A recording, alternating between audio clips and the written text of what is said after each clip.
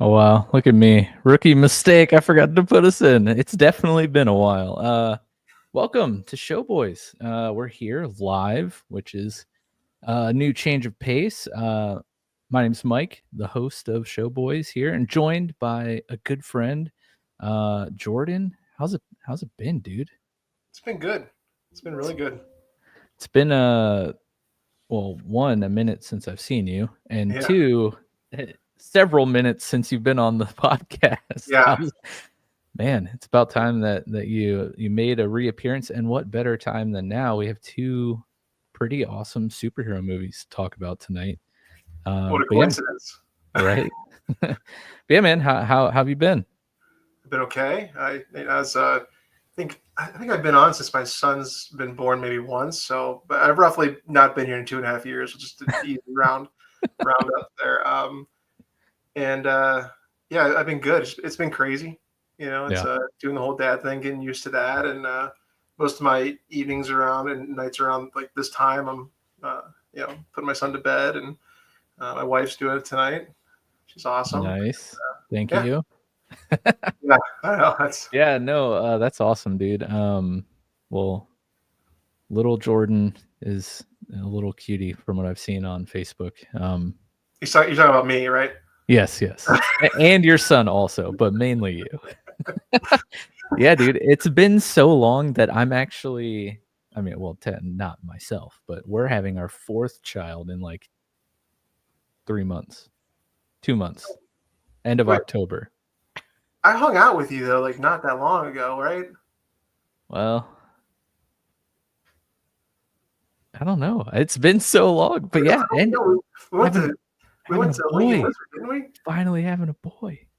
That was back. No, congratulations. Yeah, dude. I didn't think you had it in you. I'm just kidding. Hey, you're telling me, dude. Yeah, it was a complete joke, but I'm like, oh wait, he probably thought the same thing. You know what they say? Fourth time's the charm, right? Yeah, That's what they say. yeah. Well, for real, Yeah, we definitely hung out not that long ago. You didn't tell me, so yeah. Well, I mean, it's been longer than we've been pregnant, so that's the crazy thing. time flies. It really does. But yeah, man, I'm excited that you're back. It's been a while. It's always fun podcasting with you, especially talking about this stuff that's like right up your wheelhouse.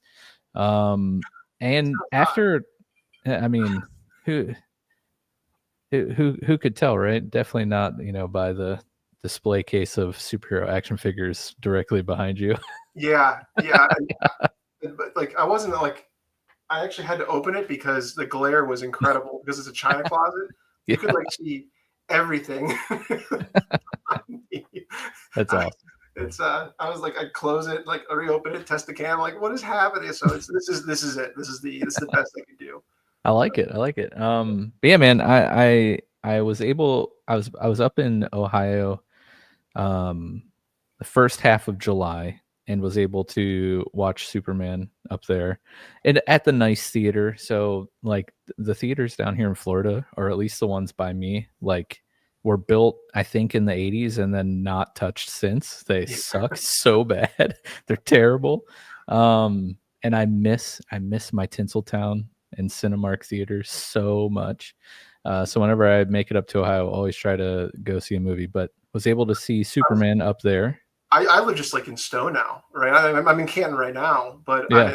I'm mainly in Stowe, and I go to like the theaters up there, and even in those theaters, I'm like, I miss Tinseltown. Tinseltown, like you don't Dude, realize what you have it's so good.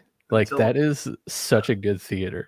not that I'm like super far away from it. It's just super convenient to not go to it because there's like Right. Regal Cinemas up in Hudson. But it's yeah, Yeah, I have Regals down here and Regal just blows. yeah, Like it's so yeah. bad. But yeah, so saw Superman and immediately was like, I need to talk to this. I need to talk about this with Jordan. Let's make it happen. And then you're like, you know what else we could talk about? Fantastic Four. That was amazing. And I was like, you know what? That gives me great excuse to go watch that movie. So I watched that. What's today? Thursday. So I watched that on Monday, and now I'm just excited to talk about this stuff. I think the approach for tonight, less like recap, play by play of each movie, and more like meta conversations about. Hey, see what I did there? I didn't even do that on purpose, but more big picture conversations about what these two movies uh, could potentially do for their respective cinematic universes and the superhero genre as a whole. Because let's be honest, on it really since Endgame and Infinity War, the superhero genre has kind of been on a downhill trend, and these, in my opinion, I think are the two best superhero movies since Infinity War and Endgame. How do you stack these up with post, you know, Thanos in the MCU? So I mean, you and I both talked about we're both like Snyderverse fans also, right? So it's not like I'm like death to the Snyderverse, or I'm not like restore the Snyderverse. For a while Yeah. I was all about restoring it, but um, what these movies kind of do is uh, they kind of took you out of the trenches of like trying to fight for wanting superhero movies to really be something and be good. And Mhm. I felt like I was in this weird cycle of like I'd walk out of the theater, I'm like, that movie was so great, and then everyone's making fun of it. And then I walk out of the theater and I'm like, God, the movie was awful, and everyone's like, this movie is the best thing it's ever. Like what? Like, Yeah. not that like I'm the end all be all of like whatever opinion, but after like the 10th time, I was like, maybe I'm just like old and bitter. Like, like maybe I don't know what it is. Like I was trying to figure out what was wrong with me, and as it turns out, when these movies came out, I'm like nothing was wrong with me. This was garbage. We got handed a bunch of garbage like over and Yeah. over and over again. And the Snyder cut was phenomenal. We did an episode on that at one point, Mhm. made a few points, but I actually even watched it the other night again, and I kind of fell asleep to it, not because I hate it, because some of it's like it's just kind of relaxing to fall asleep to. Yeah, and it's like 8 hours long, so It's 8 hours long. That's right. And you know, the Superman movie was like it embraced the oddities of what comics have behind them. It wasn't Mhm. afraid to see like show you the weird things and really embrace the, not that this is knocking at Snyder, but embrace like the brightness of the Silver Age and the wonder of the Silver Age in comic books of like this is weird science and like it's the frontier of a new science and new exploration of what these superheroes are in the world. And we're seeing the same thing in contrast, I think, with Marvel. You have the Fantastic Four, which kind of goes back to like the conservative nuclear family, and everyone's together, and it's just love your family and do all these things and support them, and you have your issues and everything, but you have this the conservative dialogue with the bright colors and the, yeah, I don't know. Well, I guess what I'm trying to say is it's really a step back and 10 steps forward for what comic books are. They feel like comic book movies, and they're embracing the comic side instead of just the movie side. Yeah. And it's a new dynamic. Yeah, no, very true, but let's not forget, they tried to sneak in child sacrifice, but, It's true. It's yeah, true. they I, they I tried they tried it, but, tried it. no, Pretty that pretty good. I'm just I kidding. think Just kidding. I think my biggest takeaway from both movies actually is how much, like you started to talk about, how much they leaned into the comic book-ness of superheroes, which is like all of superhero-ness, right? Um, what I think the path we were going down, probably in thanks to Christopher Nolan and the Dark Knight trilogy, right? Um, Superhero movies and these hero adaptations, definitely on the movie side, but also on the series side, live action, like removing animated stuff out of this whole point, definitely leaned into the more grounded, realistic take on heroes, which was in some cases good. Some cases kind of fell short because there are certain heroes where they don't really make sense if you ground them and take away the superhero aspect of them. But what I love so much about these two movies is they like were fully aware and leaned in so hard of the air quote cheesy like comic-y aspects of these stories and these heroes. And um yeah, like Nathan Fillion's Green Lantern hair, amazing. Yeah. Like straight out of the comics, so cheesy. They like kept it intentional, right? I loved the like look and setting of what city were they, the Fantastic Four? Like where do they I think live? just What's New that York. city? New York.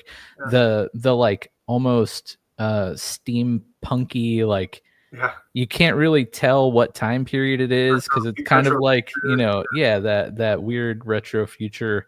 Like I loved the screens in downtown look like old TV sets. And yeah, just they just leaned into it. And it was awesome. They were both fun, which is everyone's favorite way to describe movies. Super fun, had a Right. fun time. But yeah, they just kind of like took their hands off of like trying to make everything super serious and super dark tonally, not just visually, and just like had fun with these characters and the settings and the stories. Is that kind of like what you were seeing too and kind of feeling? Yeah. With Superman, embracing the the super bright aspect, the trunks again. Um, there's something that is. Um, I've always said, I've probably said in past episodes, Superman is like a damned if you do, damned if you don't character. If he's too dark, everyone's like, oh, Superman's too dark. He'd never be that too dark, But if he's too bright and happy, everyone's like, well, that's the cheese ball, Like Yeah. Yeah. like you can't win with him, and everyone says he's overpowered, but then all of a sudden you say, yeah, he would like destroy Goku, and then you're no, he wouldn't, Yeah. like all these people like say that Superman would never destroy these people, and Superman's has died 100 times. It's like, people are just never happy with the character. And there was a long time where I never disliked Superman, but over the course of time I started liking him a whole lot more because of how much people were hating him, because I started noticing like the counterculture of the character, Yeah. right? And Yeah.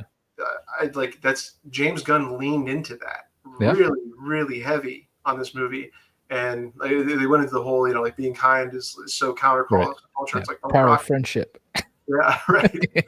And that was again, like I thought that was a pretty genius move, other than the idea of how that they did the irredeemable plot of what Jor-El and uh, his mom did in the video. Oh, yeah. That was like one of the biggest letdowns of the movie for me, but it was different. It kind of Mhm. changed the plot course of everything, and just gonna pretend that was Zod talking and not his dad. Yeah, yeah. Or maybe like Lex got his hands on some nice like AI video generation. Yeah, actually, someone said it online really, really well. They said that it'd be really cool if, like, when Batman shows up, he says there's artificial intelligence that like manipulated it. That was Yeah, beyond yeah. anything he's ever seen. It was Brainiac who did it. And Ooh, Brainiac's like that doing could be this. cool. Yeah, Yeah. but Brainiac's kind of like a bigger being to the point where he doesn't really, Yeah. Right. more advanced to him. He doesn't really care too much. But I Yeah. don't know if he would care about doing that. Um, but yeah, that's like such a fantastic point. Well, man, I am like not trying to do this. Okay. Sorry, that's puns. That was not intended. But no, that like your point about the types of Supermans that we've gotten, and like you can't please everyone. Like everyone hated Snyder's Superman because Superman would never be so dark and brooding. But now he's the Um, best thing, right? He's yeah, this one's weak, and Snyder's yeah. is more But powerful. that's the other thing is like you talk about the overpowered thing. One of the big, everyone's up in arms about Superman like losing the fight in the opening of the movie. It's like, okay, well, what do you want? Do you want him to like he Look, I can he tell you this loses straight up. fights? Come on. Superman has lost to other Kryptonian beings multiple times, and that movie opens up with the idea that he's getting humbled, Yeah. that he's all of a sudden not the most powerful at this moment, and he doesn't know how to handle that, and he's got to figure that out. Yeah. Can we talk about the opening of that movie? I loved it. Like, you skip all of the backstory. We don't need Superman's backstory. It just happens in like 10 seconds with like 4 sentences. Yeah. And the way is like 3 years ago, or 3 decades ago, 3 years ago, 30 minutes ago, 3 minutes ago, Superman lost his first fight or whatever. Yeah. So good. I loved that opening. Also, I tend to be a staunch hater of like animals. Wow, that's gonna get clipped out of context. I hate animals. No, I hate like mascots, right? Like Baby Yoda. Hate it because he is simply there to sell merchandise. Like, he was a cool character, but then everyone, like, the execs saw how cute he was, and the now he has to be in everything because he's cute and will sell. And like Crypto, you know, the mascot Superman, his little super dog.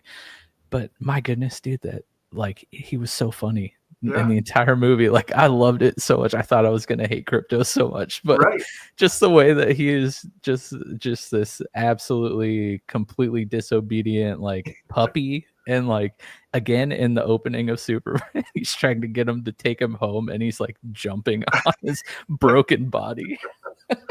It's so good.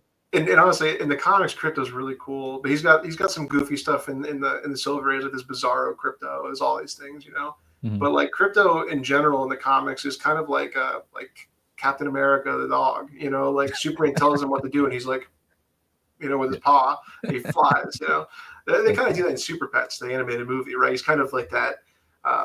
He's like Superman, but in the animal world. And they, again, it's a totally different direction. I can't say I'm like a huge fan of like the aesthetics of them, but it worked. It was fine. When I say I'm not a huge fan of it, it's not what I would have, you know, picked if it was me. But leave it to James Gunn to cast his own thing and you know, his wife, his brother, his friends. Now, I mean, like you can't. It's like you can't escape at this point. Now he did it to this dog. You know, it's no longer just like a hypothetical. He's like the Adam Sandler of superhero movies. No, that's the thing. Like, Adam Sandler got away with it, you know, all the time. No one really gave him crap about it. They give James Gunn crap about it. But yeah, well, while we're on the Superman side of this episode, let's kind of talk about what, like, big picture, what this movie does to set up James Gunn's DCU. This is the first official, right, movie of his universe. I know, like, Peacemaker is a show, but he did Peacemaker. That is officially in the DCU. But there was also like Blue Beetle. Where does that stand? But more importantly, like, what does Superman set up moving forward for the DCU? Well, to kind of round up what you're saying, yeah, Blue Beetle is part of this new DCU. But what Superman does is it kind of sets the whole world for it. With Blue Beetle, we saw, you know, just that area Blue Beetle was in, that scenario he was in. It's cool to know, you know, Ted Kord exists. Really fun stuff. I'm excited for that. But Superman just kind of lays the landscape of, this is what the world looks like. This is what the world expects from everything that's happening. This is what we shouldn't be surprised about in the future. Superheroes are known. There's a long history of superheroes. So it really is the launching point of everything, and it kind of just reaches back and grabs Blue Beetle and takes it with it in some cases. But really, you know, this sets up Lanterns with Guy Gardner. It sets up the next season of Peacemaker. I'm curious to see how Peacemaker is going to work, because they're dealing with the multiverse thing. Like, I don't know if the Peacemaker that was on TV in the Superman movie was the one from that universe. And in the season 2 Peacemaker, he's going to walk into that universe and try and steal that life. You know, I mean, I don't know what's going to happen with that. But either way, it's letting us know that Peacemaker's there. He seems like kind of a celebrity. He was on a TV show. That's what kind of makes me feel like it's not the same Peacemaker, right? How did the multiverse get set up? Refresh my memory. Well, that was basically at the end of the Flash. The Flash had all the Earths Oh, collide, that's which right. in some ways it kind of created like a singularity Earth. Like it kind of took all the Earths and formed them together. So I Is mean, I the don't know. Flash technically in Guns DCU? No, no, it reset. It was kind of the flashpoint. It kind of reset everything, and you kind of see that honestly with like David Superman.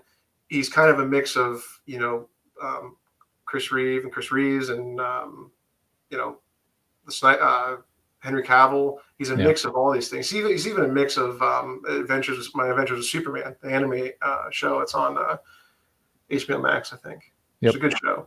I just watched the first season, but um, so he's a mix of all these things, and so he's kind of the singularity of every type of Superman that's ever existed, just kind of all went into one timeline and is moving forward, which is really cool.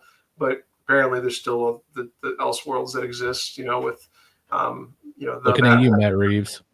Yeah, exactly. Yeah, which man, what a good movie too. But Yeah. yeah, so there's still the multiverse, but this really created one basic Superman that I think that everyone kind of lean into. We're gonna have multiple Batman though, No. which I'm alright with. Yeah, yeah. So we have the Green Lanterns introduced. We have Yes.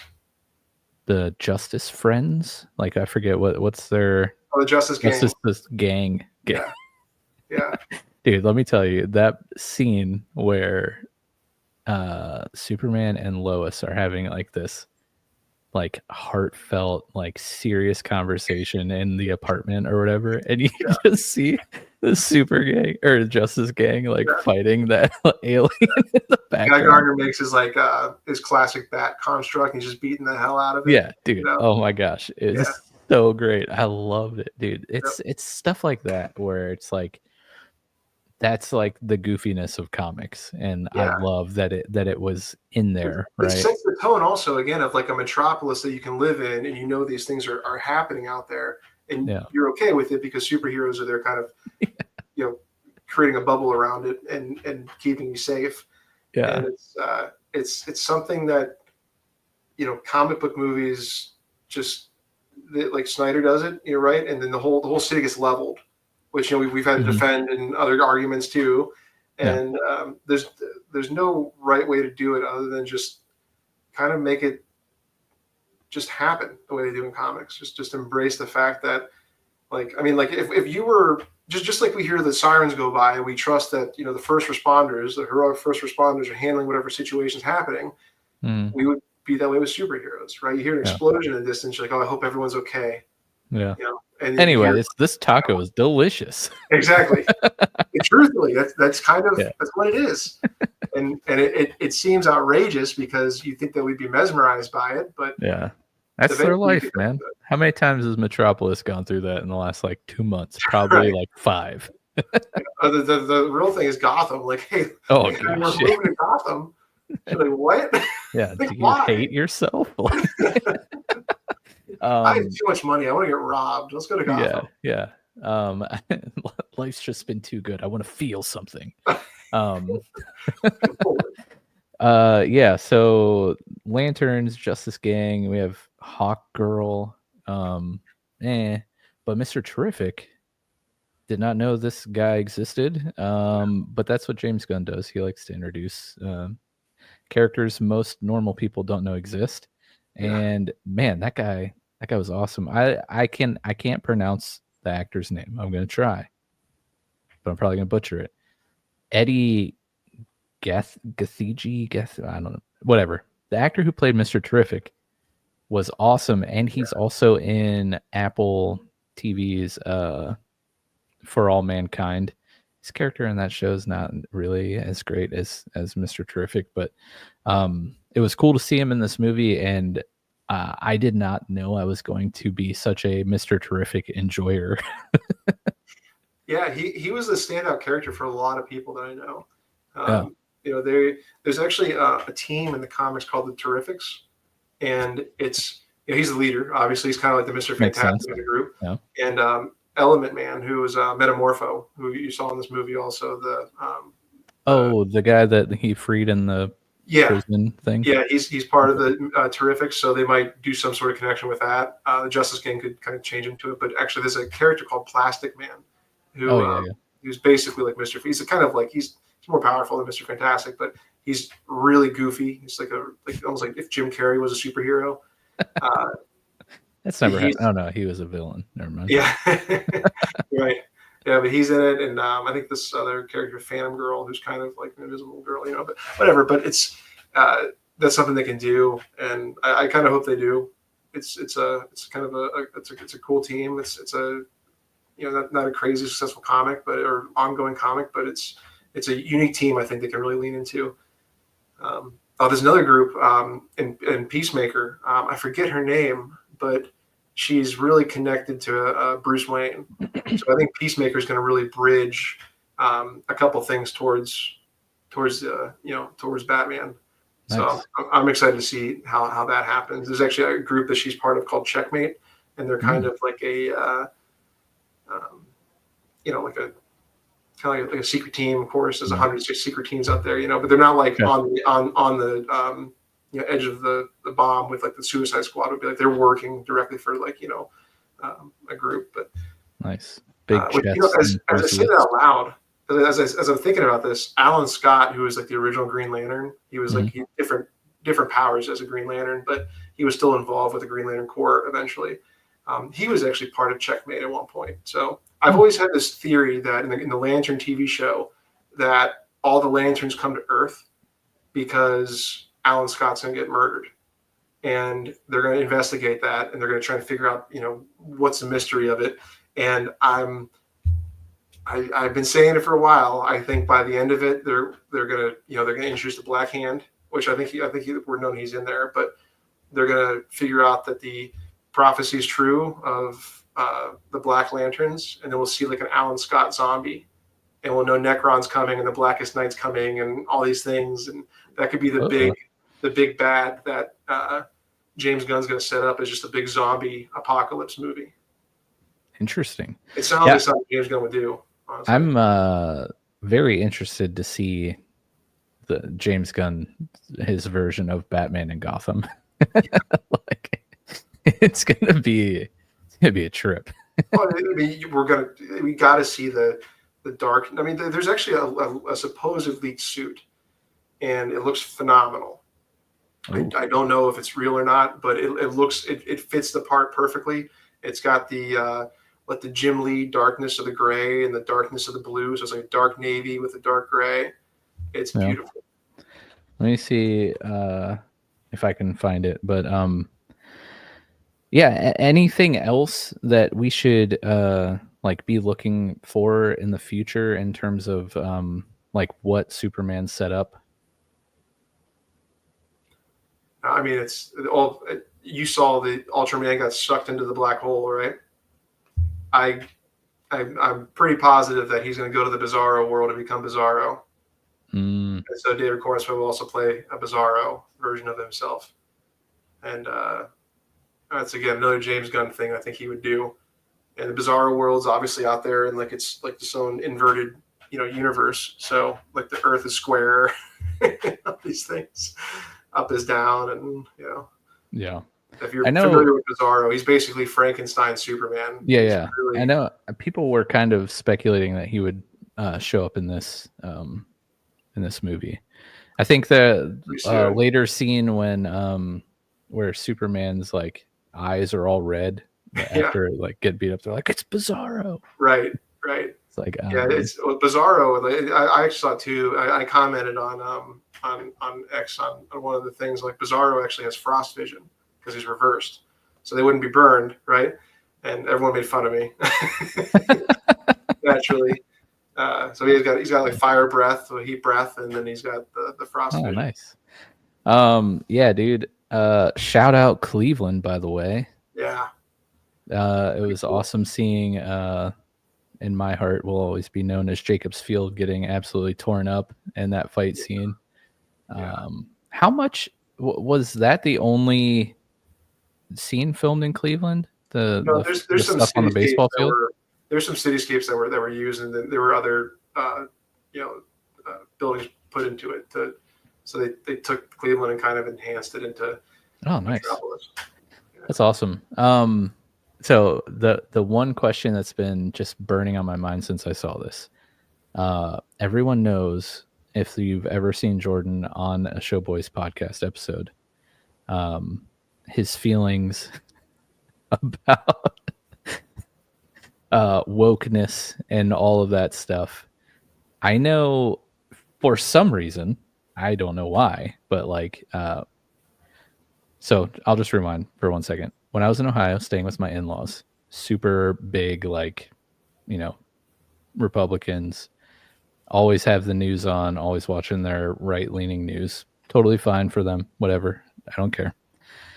But Superman was like the topic on all of their news shows, and I'm like, why?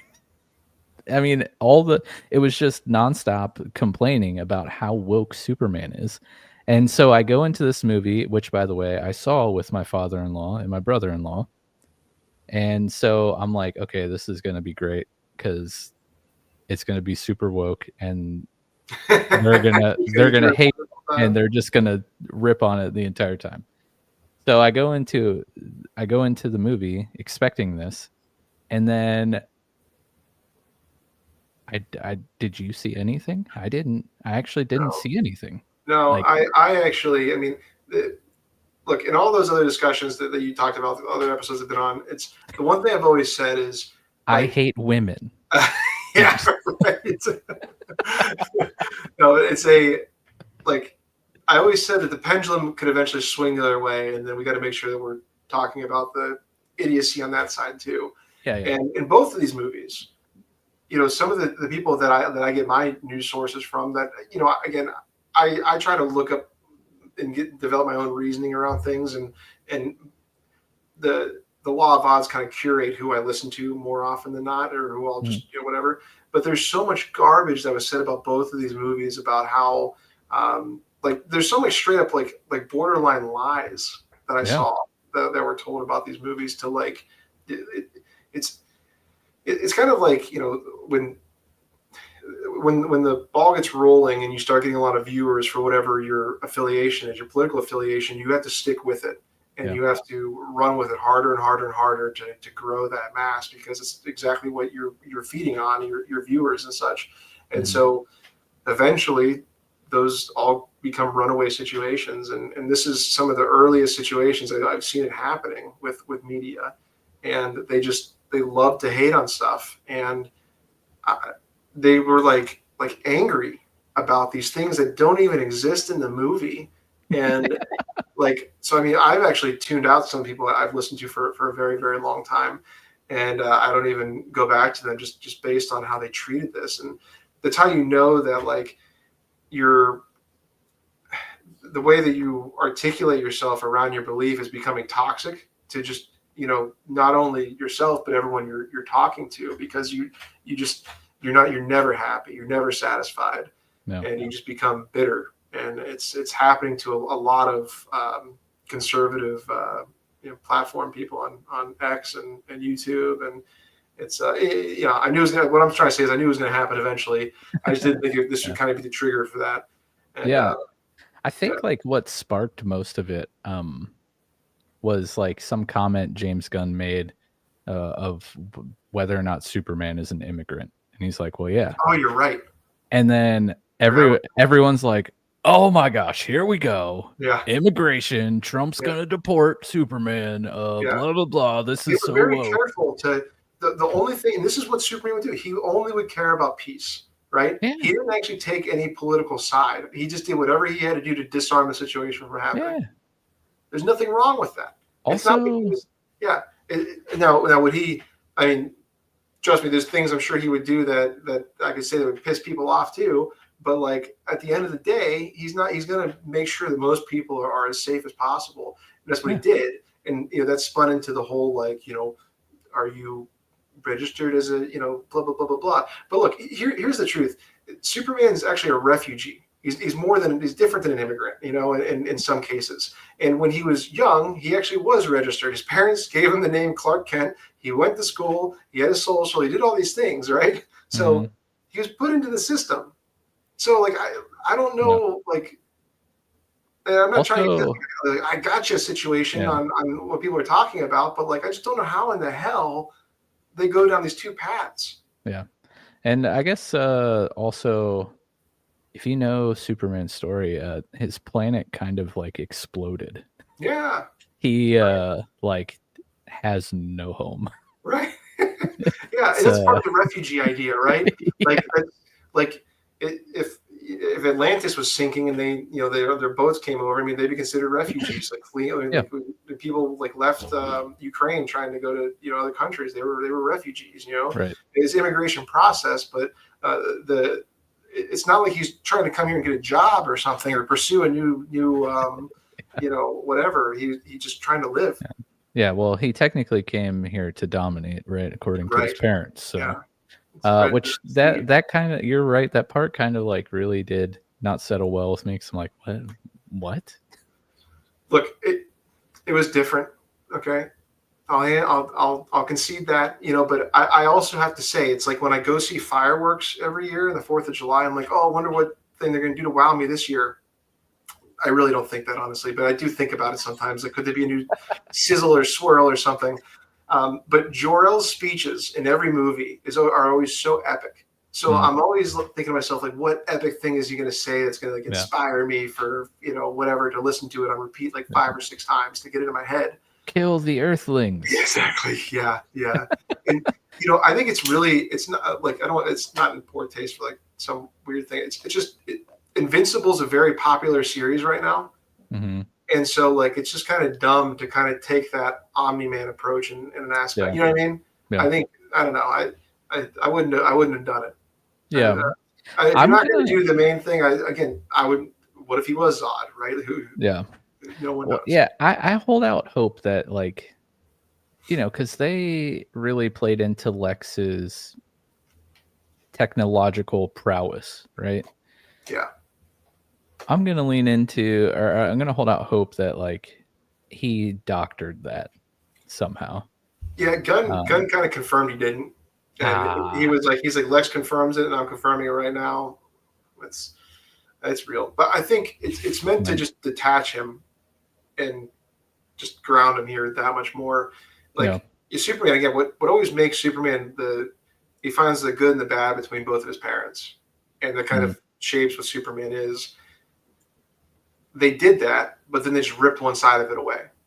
So he realized he was a good person without knowing the full reasoning. It's not in his blood to be innately evil to do these things. He knows he's not like his parents, what they're saying. He's just highly disappointed in what they did say. yeah, And you know, the ending was just, it was so good.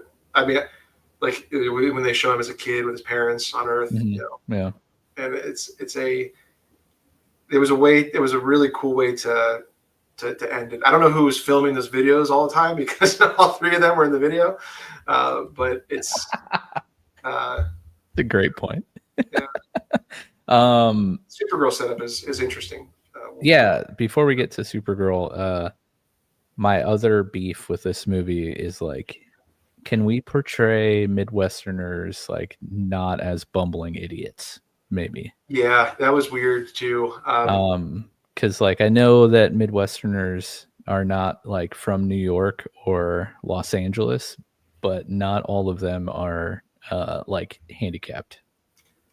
Yeah, and honestly, his mom was kind of a bitch. Yeah, You know, like she was mean. She was really mean. Like yeah, every time that he and his dad would have like a heartfelt moment, she would just like rip it out of this, like rip it away. You know, yeah.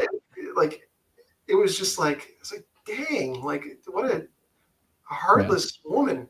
I felt like listening to them talk with those terrible accents. Like when you are playing a video game and there's no voice acting and they like write the text in an accent. Yeah, That's like what I felt like I was listening to. yeah, And that like triggers me to no end in games. yeah, Just like, so please, why are we doing this? yeah. But yeah, I did Supergirl. enjoy John Kent though. Like he was a really they did a fine job with him. He was that he was very heartfelt and Yeah. uh, Yeah, I like Kevin Costner's version too. yeah, He was a little bit more of a hardened guy ready to have children die on a school bus, but he wrestled with the idea of whether the world was ready for Superman or not, right? yeah, yeah. That's It true. was yeah. But yeah, tell us about Supergirl. Oh yes.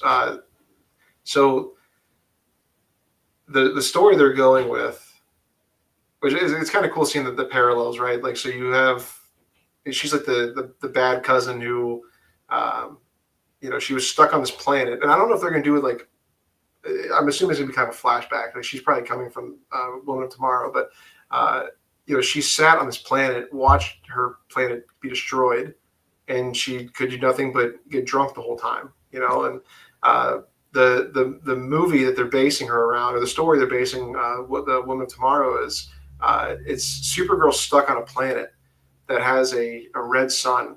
So it'll be a Kryptonian movie, but she's powerless the whole time. So you see a little bit more of a barbaric version of her, like using a sword and more archaic weapons.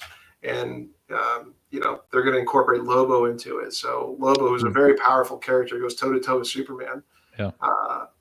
Jason Momoa. Jason Momoa. Yep. Yeah.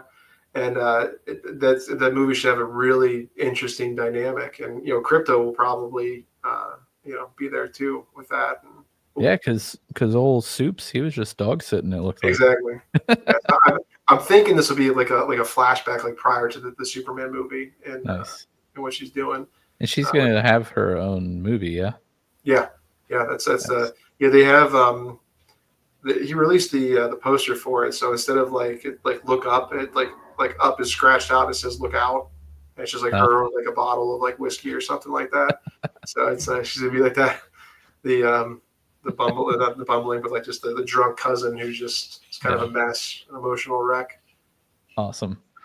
Yeah, great movie. Looking forward to what comes next in the DCU. And like prior to watching these movies, I was burnt out. Like I haven't watched any Marvel stuff since probably Loki.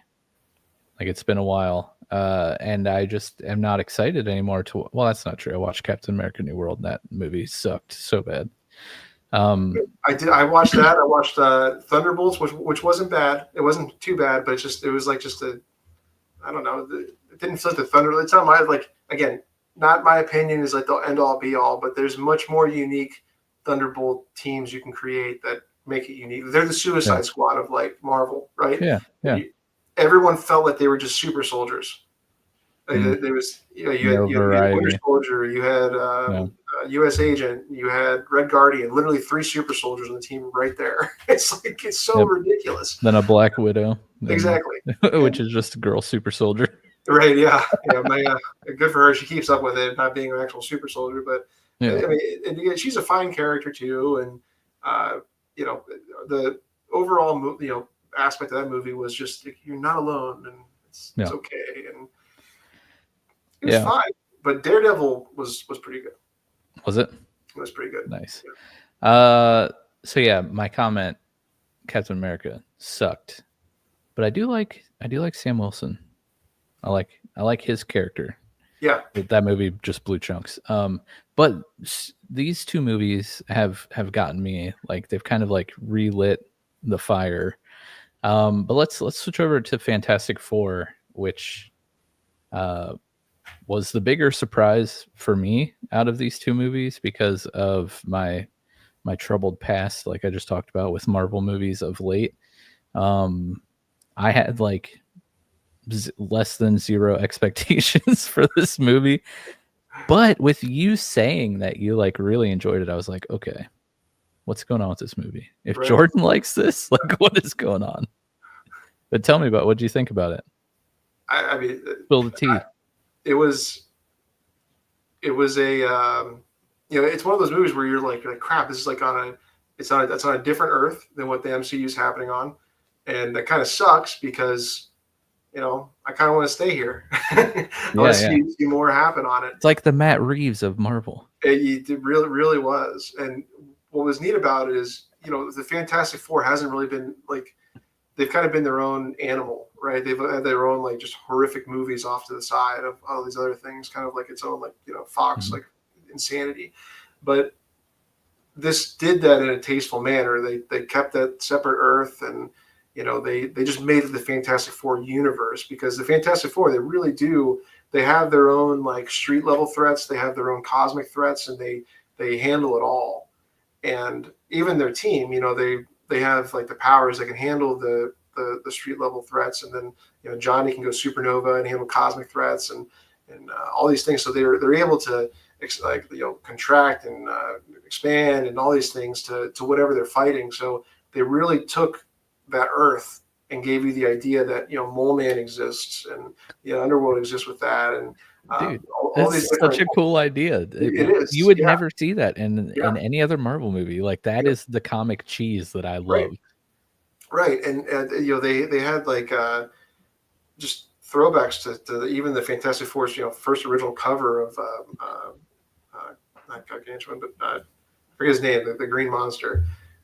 It's him just coming out of the ground. It's like they did everything they needed to do, and they brought it to the cosmic scale with Galactus, and bringing Franklin into it really quick was like, when Galactus looks at him and says your son possesses the power cosmic, I was like, they said it. Like they said power cosmic, like it's like a it's just it's something that's like defined so many different stories and comics, and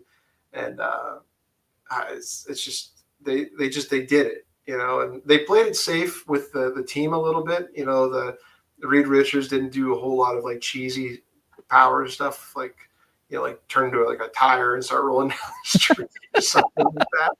And the Thing, just did everything kind of common the Thing does, and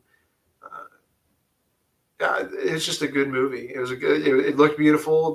There was nothing that like I didn't roll in neither of these movies. I wasn't like rolling my eyes at like stupid stuff that people say. That happens in Yeah. like every movie these days, and I just feel like that like I look at the idea of you know like Pedro Pascal. He shared out the Superman movie. He's like, I want to. I hope this movie does great. I think James Gunn did something for Fantastic Four, saying, I hope this movie does great. There's like an alliance anymore that they're letting everyone know that, hey, we're both going back to these bright superhero roots. We're Mhm. supporting each other. We want you to go see all these movies, and we want everyone just to fall in love with superheroes again. We don't Feel want like this tribalism of like in yeah, Snyder, like in the MCU, one's dark, one's yeah. bright.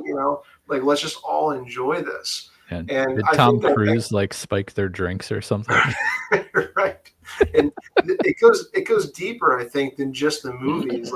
It's either late this year or early next year. They're doing the first Marvel DC crossover in so long. Like there was a Marvel versus DC in the '90s, and they're doing a Batman and Deadpool crossover. And Like, comic? yeah, yeah. Oh, okay. So there's like this Hmm. like they've always they never hated each other, but I think they realize they're treading water, pitting two people like two sides against each other.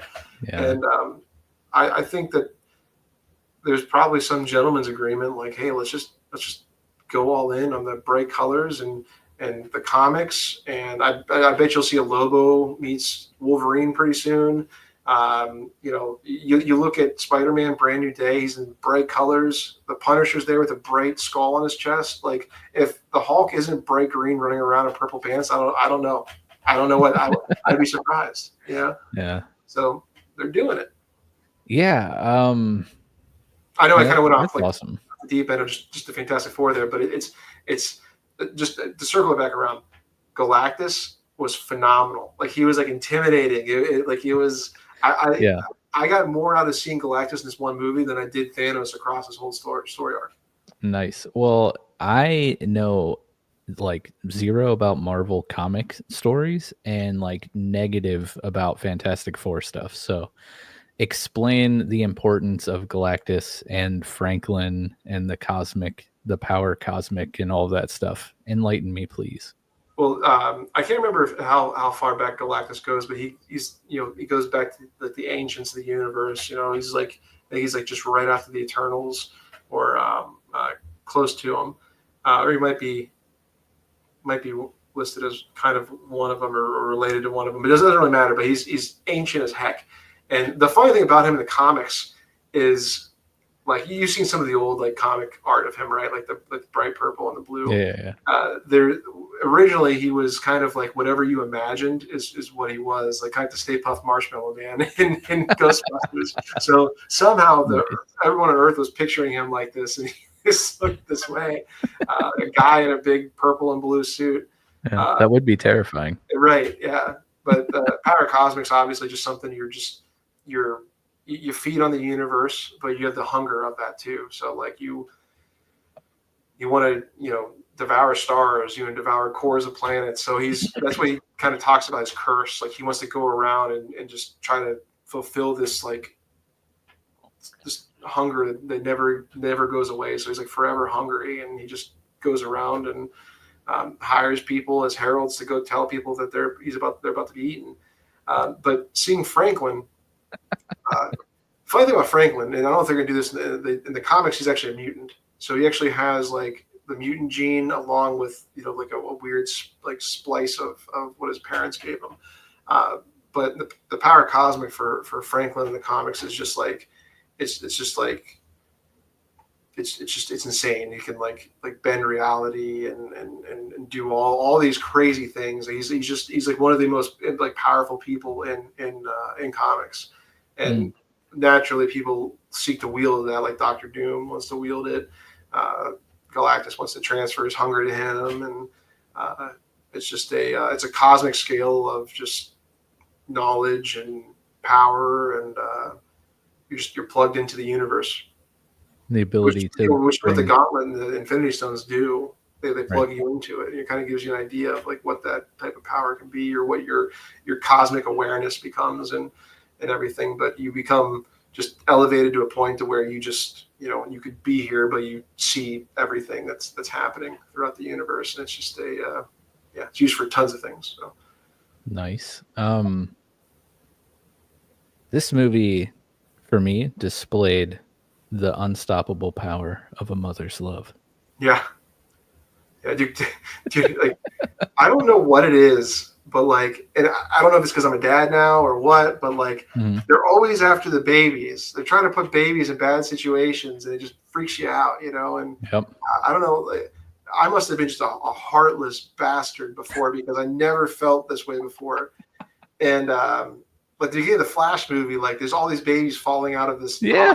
And he puts one in the microwave to keep the insanity, like it's I could even like the Franklin situation, what they did with like I got like little teary eyed, Kelly should have cried, they just put him in a Galactus sized mousetrap. Right. Yeah. No, there is something about that happens when you become a parent where it is hard to watch it. I mean, this not so much. It was like goofy, right? But it's hard for me to watch anything that has to do with like kids mistreated or like in bad situations. Like I just can't handle it. I'll just like shut stuff off. Well, dude, with like I'll need that in my life. Scary movies are like, I used to watch scary movies all the time. Not because I'm like, oh, this is amazing, I love evilness, but it's just, I like the thrill of being a little scared, But like I watch The Conjuring, and like all the kids that are bothered, I'm like, no, I can't deal with it. Nope. And I honestly, I always make the joke also now, like, I think when Harrison like walks up to me one day, he's like, Dad, there's something under my bed. I'm like, no, there's not. You're crazy. Go back to bed. And it's going to mainly be because if there is, I have to deal with it. I don't want there to be a monster, so I don't want to believe it. So go back to bed. Yeah. So I don't know, like, there's just like, anyway, it's like life has enough stress, and like when I watch a scary movie, I'm like, well, I don't want to stress myself out now. Yeah, exactly. I'm growing up, Mike. I'm growing up. Dude, I know. Me too. But yeah, man, it was again. I kind of like the abbreviated synopsis of the backstory throughout the movie. I loved the like how the The family is just like celebrity, right? They're Yeah, they're very public. Like Sue is like the head of some like world like government alliance or yeah, whatever. Future Foundation. Man, it was just so cool to see how like um yeah, just out front they are about everything. And particularly I really liked Johnny in the Thing, like the actor who plays the Thing, what's his name? He was in Andor. I forget his character's name in Andor, the first season. Um, but I think he's also in The Bear or some chef show. But anyways, I love those two characters. I thought they were awesome. I saw a lot of like talk online about how like insufferable they were, Yeah, and I'm like, what? They were good. They yeah. were fine. Like, what are you talking about? One of the things I was told this point blank that they're surprised that, well, one of the biggest hurdles that people are going to hate about the movie is that Mr. Fantastic and Ben Grimm, the Thing, had a romantic relationship before he married Sue Storm, and it was going to be like some sort of like hurdle. Like, what are you talking like? I'm like, there's no way they're that dumb. They're not going to do that, you know. And then the A movie couple was years starting. ago, maybe. Yeah, right. The movie was starting, and I'm like, oh my god, they're gonna do it. It's like I was like, it's gonna happen. I'm gonna lose my mind. But like, they were just friends, man. Like for some reason, like you can't be like buddy buddy with somebody anymore without just being gay. Yeah. like, No. like I don't know. Every relationship you have with every person obviously is romantically fueled. Okay. Yeah, yeah. Who cares if I kiss him on the lips? It's not gay. No, but for real, like it's like I heard that, and coming off of the heels of Superman, the things I heard about that, I'm Yeah. like, they were wrong there, but there's no way they're gonna be wrong twice, Right. right? And Like, it's so yeah, they were um wrong twice. yeah, it's crazy. Also, man, not to just go off on a tangent, um, but like what's going on with Pedro Pascal, dude? Like Nick and I were talking about this in Discord like last week. The dude has taken quite a strange turn over the last couple Yeah, years. Like, yeah. where did this come from? It's All it's that to almost say, like, like, I wouldn't be surprised if the Ben, like, Mr. Fantastic thing actually was real because of, you right. know, Yeah. Pedro being in this. Oh, Like, he I is. would Yeah, not be yeah. surprised. But like, it's nothing against like Pedro himself. Like, it's like just, but like, it's almost like Hollywood has some weird agenda with him, and they're trying to just put him in our faces for some reason. Not that I think he's part of like whatever it would be. Not that there is something. It's just weird. It's just really Yeah. weird. Like But I they're don't like, know. Like, "Do you like him yet? Do he's you just like him kind yet? of, How about now?" over the last, like, year, just has become, like, kind of a creep. Oh yeah, that whole, yeah. Like, there's just, I don't know. The, I don't know the, what's going on there. Like, he took the I, helmet off in Mando, and then everything's gone downhill since then. Like, yeah, I don't. Again, I can't. It's I've seen the girls do the same thing that he does, right? But the funniest thing that I've seen so far is like a meme of like, you didn't really get too nervous when you were doing some appearances with Bella Ramsey. Like, and I'm like, oh my god, they're right though. He didn't get anxiety at all with her. yeah, yeah. It's because And she's a maybe it's because he's potato. a father figure. Yeah. I don't know. I Um, but 3 years man, ago, I'd be like tearing this whole situation apart, making fun of him, be like, "Oh, I'm just benefit of the doubt," Like, yeah, it is weird though. it's It very is weird. weird. Um, and then there's that whole ad where just everyone's like rubbing his face, and it just kind of creeps me out. But you'll just have to look it up, and then you'll Yeah, be sad that you looked it up. But yeah. it exists. It's out there, and it's weird. But I'm not surprised. like I think there is like some like validity to Pedro fatigue as much as there is like superhero fatigue, because he's Yeah, just literally in everything now. yeah. He really is. Like, he's what he conquered. He conquered Marvel. He conquered Star Wars. Someone say he did DC too. I don't remember him ever being in a DC thing. But Oh, I get it. but yeah, he's been in quite a bit. But it's like the Trinity right there. Like you do Star Wars, Marvel, and DC, and you're like, yeah, you know, you're in rare company if you make that club. right. Um, maybe Diego Luna. I was thinking No, Zachary. Oscar Isaac is who I'm thinking, not Diego Luna. Oscar Isaac's been in like Moon Knight, Star Wars, like right. everything, like maybe even Guardians. I don't know. He's been in so much stuff. But yeah, how was Reed compared to the comics? Like, how was Pedro's portrayal of him? Again, they played things pretty safe with everybody, which is smart because the other movies were just kind of insane at times, and they fell on their faces. So you wanted to go a little softer, but he he had the chalkboard. He was more the brains than he was like any type of superhero on the team, which was good. He came up with a plan of how to mobilize the whole world and do these different things to unite the world and defeat a cosmic threat. It's Reed Richards. He's kind of like a funneled version of Tony Stark, and it's a perfect replacement for him if you think, because he's the celebrity superhero. Everyone knows who he is. He's super smart. He could solve world hunger, but doesn't.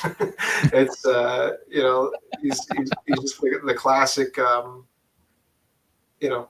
just smart guy. He's not like, I don't look at him still and I'm like, it's Reed Richards, but like when I saw the movie, it was, I didn't have like a huge issue with it.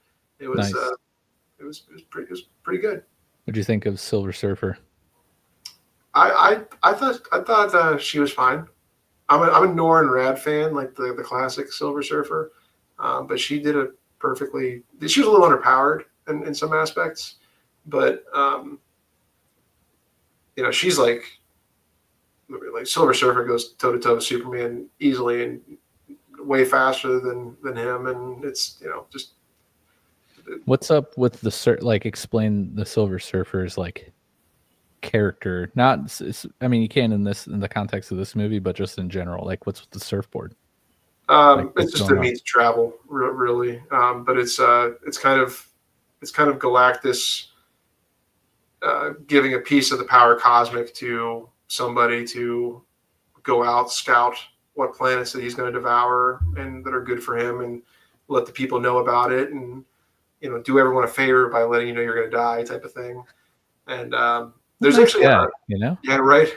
And there's also like a group of heralds too. Like there's been a lot of heralds throughout the comics, and some of them actually have already had superpowers, and then they get the power cosmic along with their superpowers. Like even in the comics in the last like 10, 15 years, Thor was a herald of Galactus for a reason. Oh, wow. I don't even remember, but yeah. So a lot of people have taken on the mantle of it. It's funny, like the original Silver Surfer, his name was Norrin Rad, like Rad, like he's an alien, right? It's I always thought it was kind of a fun That's play awesome. on it.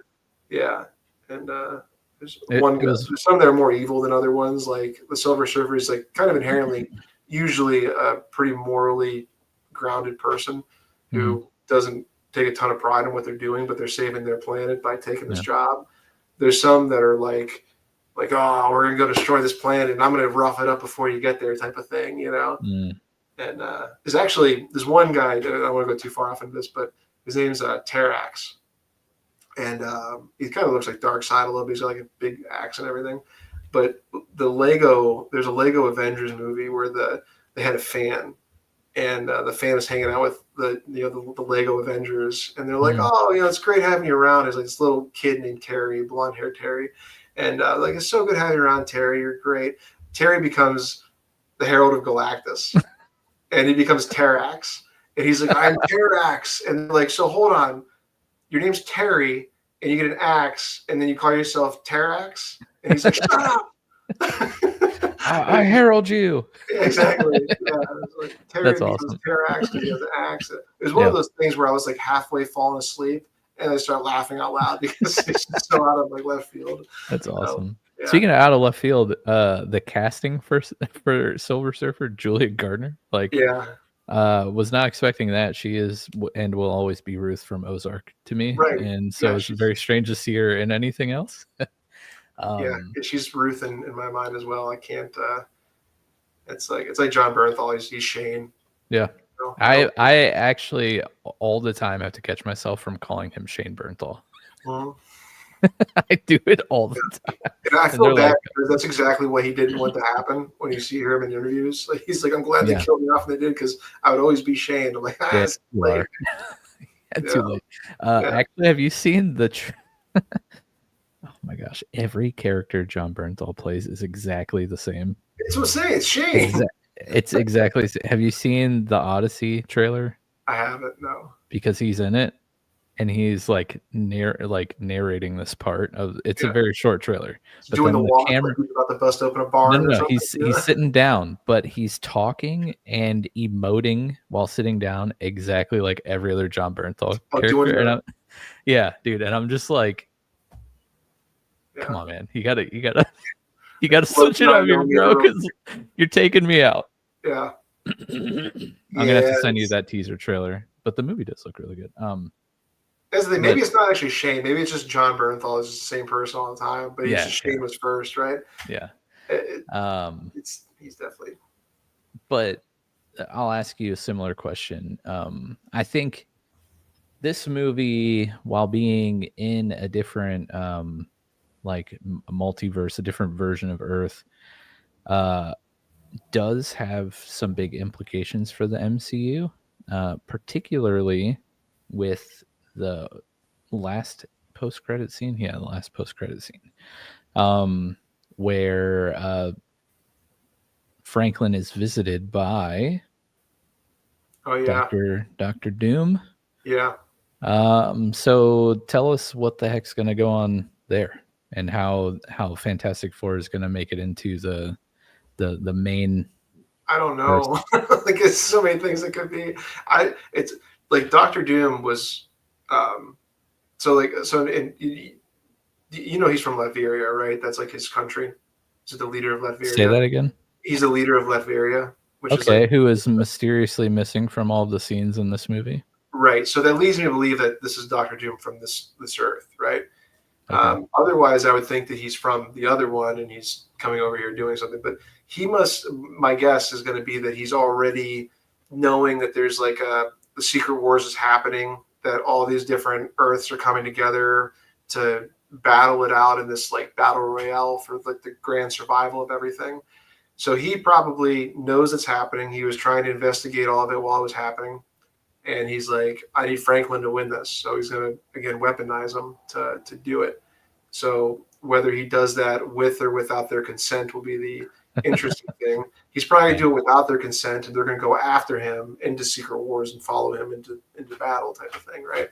And Yeah. Dr. Doom's going to be like, well, I'm trying to save Earth. You guys are just trying to stop me. And then you're going to see the battle of the morals. But it's interesting, though, because, like, you know, you mentioned Sue's the foundation that she's the world stage thing.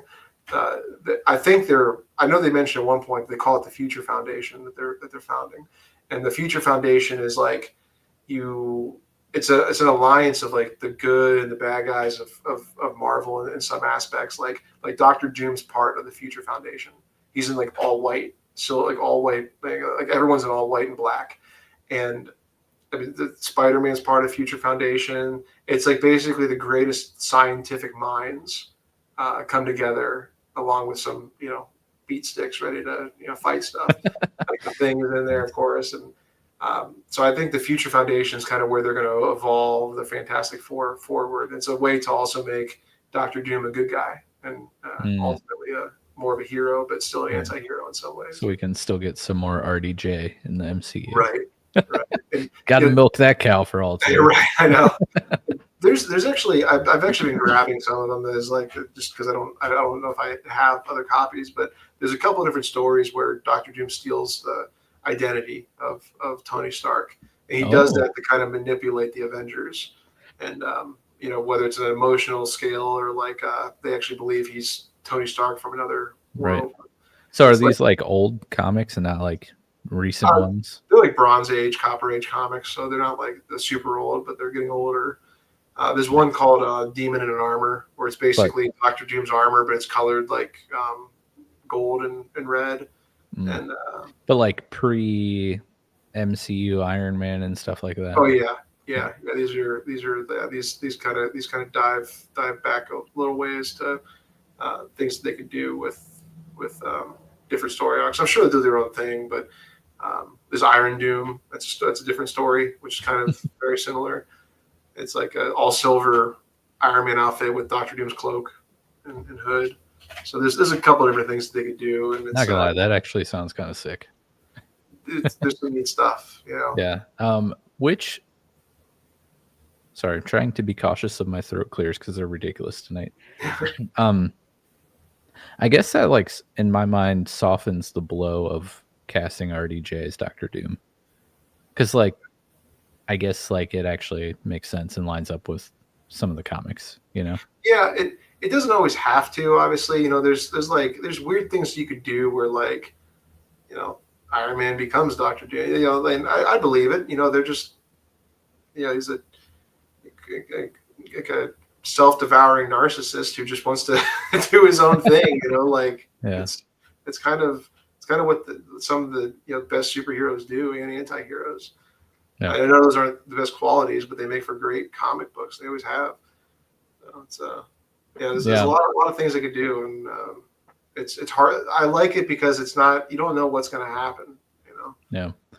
I wonder if the culmination of Doctor Doom and the eventual crossover of all these like multiverse Earths and stuff will result in like what you called earlier like a singularity in the MCU or almost like a flashpoint if you will of the MCU that will land this Fantastic Four in the main Earth, right? In the main universe. Do you think something like that might happen, or we're going to continue on with all these different like splinters of the Yeah, universe? yeah. I think but before you had like the Avengers, and then you had the Guardians of the Galaxy, and then Hmm. you had the Spider-Man and the street level superheroes in between that. I think what you're simply going to do is replace the Avengers with um, the X-Men and the Guardians of the Galaxy with Fantastic Four. So you'll have your grounded, major superhero team that's on Earth, and then you'll have your kind of cosmic level, spacefaring type of characters who do those other things. And then you have Spider-Man, who's always been a fan of the X-Men, friends with the Fantastic Four at the Future Foundation, and I think that'll kind of be their mesh. You'll really feel like it'd be probably like more today as we know it, but the aesthetics of the world would probably be like the 1960s style superheroes, which is again like the bright Superman with bright DC, bright Marvel. It's Hmm. going to be cool. To the point of like whether Fantastic Four stays on the main world, who the heck knows. Um, but there's also the Council of Reeds, that they haven't tapped into yet. Hmm. Which there's like they did the Council of Kang, right? Like there's all the different kings Yeah. that they showed. Well, there's the same thing, but that's Reed. There's a bunch of Reed Richards throughout the multiverse, so they could do something where like one's like, hey, I'll protect your Earth, you stay here, whatever, Yeah. Yeah. which, by the way, that's where Rick and Morty gets their. I was gonna say one of these scenes in Loki, like there needs to be the Morty Yeah, verse, yeah, yeah. the Council of Bricks, dude. That's one of the best episodes, by the It's way. so good. They're all murdering each other, Just betraying each other. Morty's being Morty's. I just, Oh I man, just love that's how they're great. all dirtbags, though. They're all betraying each other, Yeah, yeah, killing each other. dude. I agree. It's great, dude. Yeah. But yeah, I was pleasantly surprised. Do you think is I guess we'll do this will be a two-parter. Your opinion and then like the greater public opinion. Like does Fantastic Four reignite passion for the MCU? For Jordan first, and then what do you think the take of like the greater public is? For me, it definitely does. I'm way more excited for. Um, honestly, the lead at the Fantastic Four was kind of a roller coaster. Like I saw the first trailer, I'm like, this looks phenomenal, and then the Mhm. more I saw, the less I was interested in. And then I saw the movie, and it's phenomenal. So, the spark is back where I'm like, oh, I want to see, I want to, consume everything. I still don't really care a ton about the Thunderbolts or whatever they're doing with the current MCU. Mhm. Uh, I'm excited to see, um, you know, Secret Wars is going to bring some redemption to the X-Men as we know it before rebooting them. I think you're going to see the heavy Deadpool influence of classic outfits. James Marsden will be in this blue and yellow Cyclops outfit.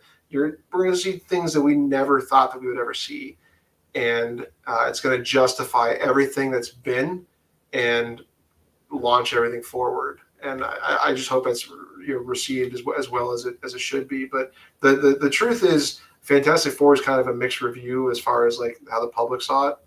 Some people missed the quirkiness of what the MCU had, and some people were really like, "Oh, this is good cinema." And I hope that they just go forward with the idea of just having a good comic book movie cinema, not worry about what the MCU currently is. They Yeah. don't they don't need to do it. I feel like this is I keep tossing around like Matt Reeves, right? Who the Batman, this like otherworld project at DC, right? That exists in its own space. Like I see Fantastic Four being that for Marvel. Just the random like super awesome series that everyone loves, but doesn't really. I mean, we did see like a tease. We of course we don't know which Doctor Doom that was at the end of the movie. But after that scene, text on screen says that they will appear in Avengers Doomsday. So we know that we're going to have that crossover. But um, like this can live in its own little bubble and still be awesome and They can be always go back and forth too. yeah, I mean, like Guardians of the Galaxy, they came to Earth, they did some stuff, and they went back into space. Like Fantastic Four can leave their Earth, come here and help out whatever they need to do, and go back to their Earth. Tell yeah, some stories over there. yeah. And I Totally think fine. that's like what made the MCU so good at its inception is we had all of these awesome like semi standalone stories and with the occasional sprinkling of crossover, right? Yeah. But as the phases continued on, which I still think the lead up to Infinity War and Endgame is like the best movie franchising that could possibly Really be good. done in the history of movies so far, right? Like that is an untouchable feat. I don't think we'll ever be able to recapture that magic again and all of that.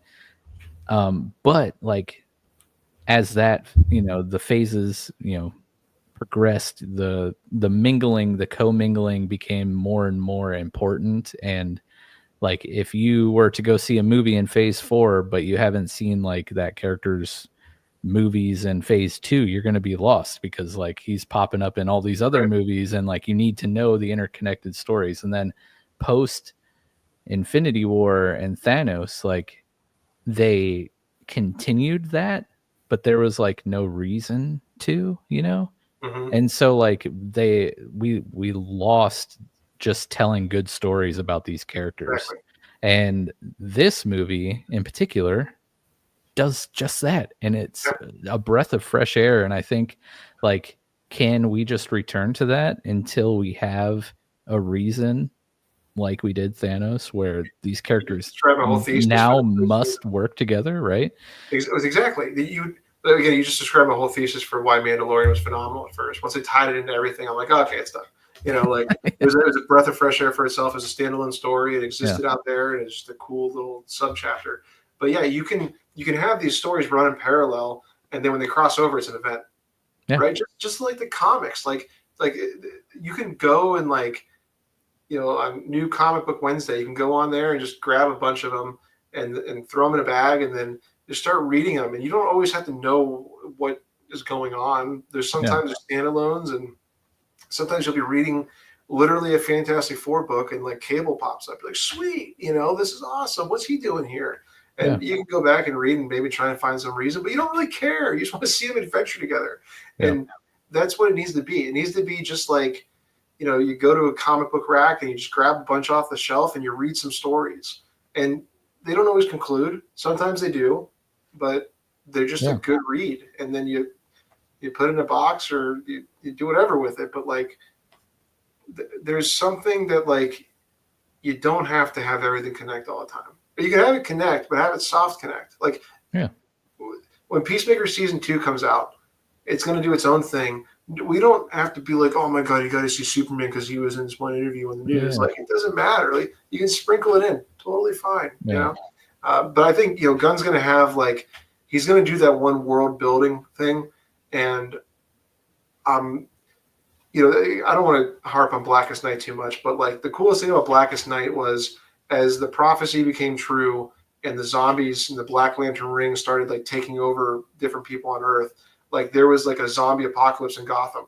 And they weren't like call the Justice League. No, they were working with the Gotham City Police Department fighting these zombies in the street.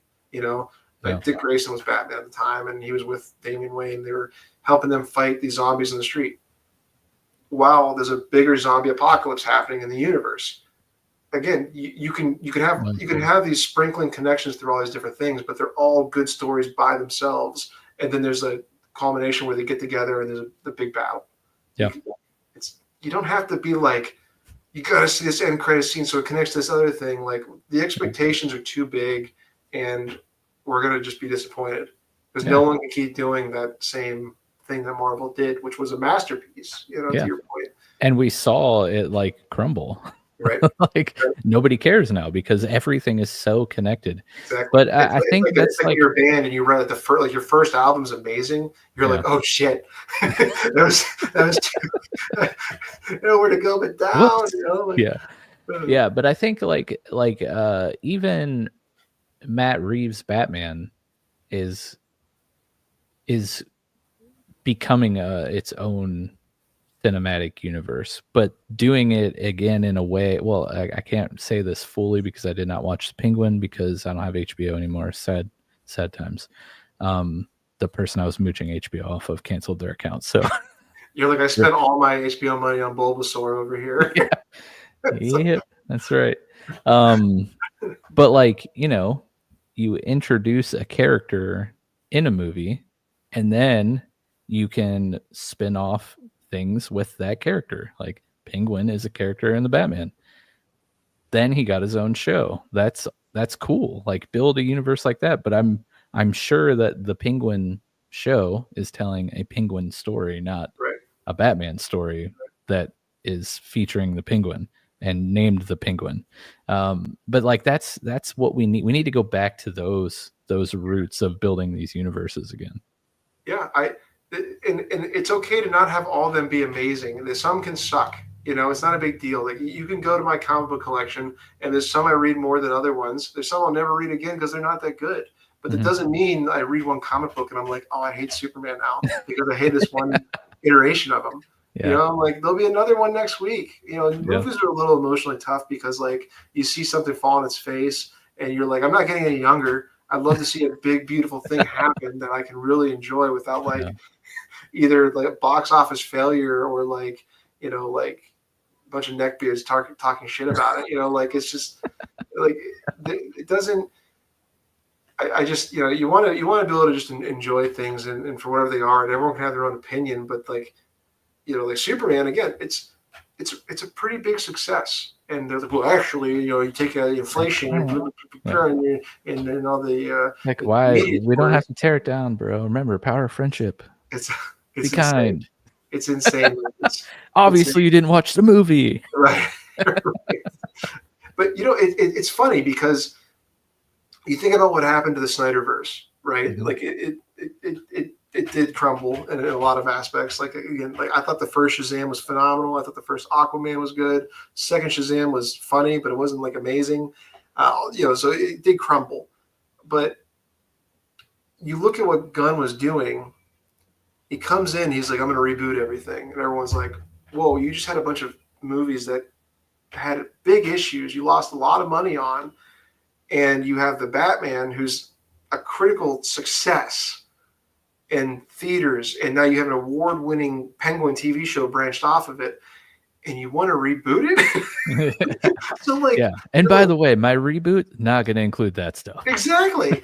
Yeah. So you're like, well, what if you fail at this, right? Yeah. So you have to think about what Superman had to do. It had to convince people to like Superman again, get over the Snyderverse, say, hey, the Batman's its own thing. Just pay attention to this, and it had to just get around the whole idea of what Superman is in general.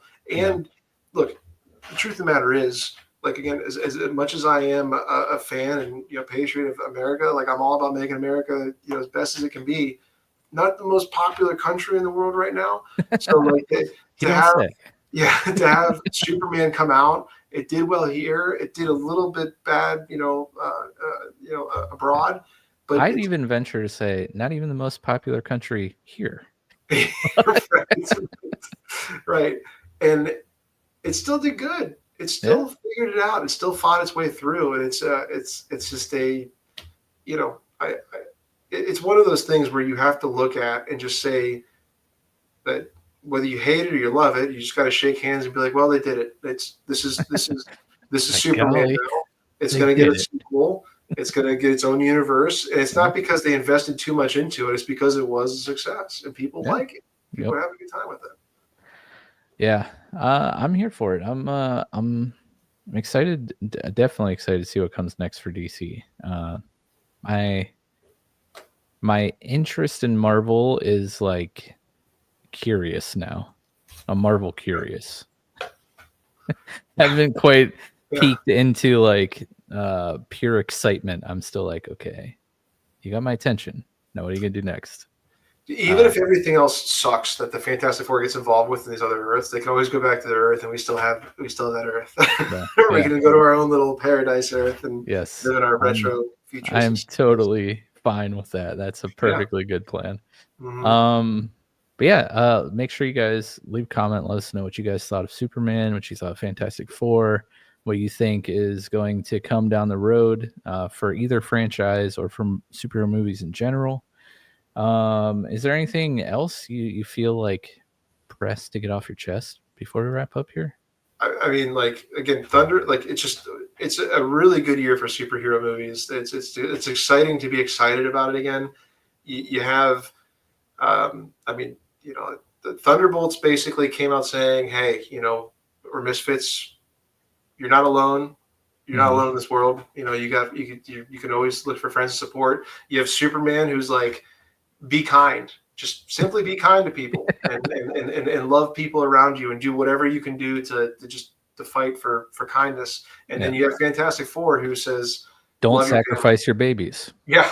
Which is great message. It's just a simple thing though of, hey, love your family, support your family, sacrifice yourself for your family. And Johnny's like, tell Franklin I love him. Uncle Johnny loves him. He's ready to do it. Like it's like superheroes, like just the simple ideas of just, you're not alone, be kind, love your family. This conservative aspect of what comic books are meant to do for America, like what they did in early America during pop culture. It's back. It's like it really restored itself, and it's exciting. Yeah, couldn't agree more.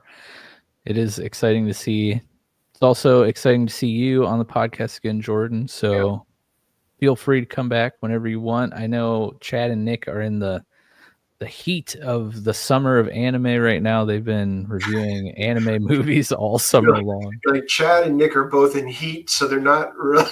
That's actually why they're not here tonight. You can bet I'll be back when Superman gets rebooted again.